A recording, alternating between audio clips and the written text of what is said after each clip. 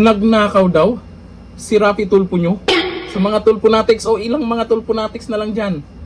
Totoo ba yan? Ay hindi lang pala mayabang, hindi lang pala stupido, magnanakaw din pala to. At hindi lang yan, may real talk sa kanya si dating General De Leon. Ito, ayon dito sa balita, naniniwala si retired General Orlando De Leon na kabaliktaran ang nakuwang impresyon ni Senator Raffy Tulfo mula sa publiko sa naging paraan nito sa pagtatanong sa mga witness sa impeachment trial ni VP Sara Duterte. Galing-galingan siya dyan eh. Ayon kay De Leon, tila sinusubukan umano ni Tulfo na nagmukhang matalino.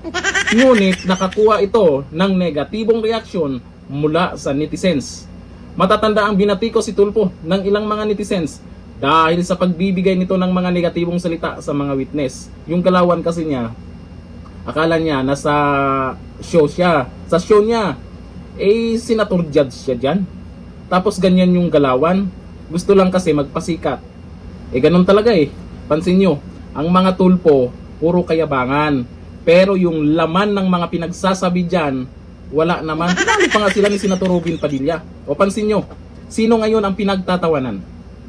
Kasi noon, nung bago pa lang si Senator Robin Padilla dyan sa Senado, ay yan daw yung senador na pagtatawanan lang, magpapatawa lang dyan sa Senado.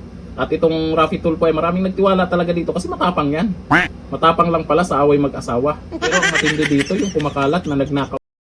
Itong sabi, ang araw mo, Raffy Tulfo, kasi alam ng taong bayan na nagnakaw ka at itong lahat na nakikita natin sa yung mga lubog na yan, no? Lahat yan, ikaw ang kasama ka dyan. So, and very unstatesmanlike behavior. Dadating ang araw mo, Raffy Tulfo, kasi alam ng taong bayan na nagnakaw ka at itong lahat na nakikita natin sa nagnakaw ka daw. Kasama ka dyan sa mga naging issue ngayon. Kaya siguro hindi seryoso itong mga Tulfo na tutukan yung maanumalyang flood control project. Kasi maraming mga nagsasabi kasama sila dyan. At ang matindi, yung kapatid niya nabanggit pa ng mga ex-marines. Iba talaga itong mga Tulfo.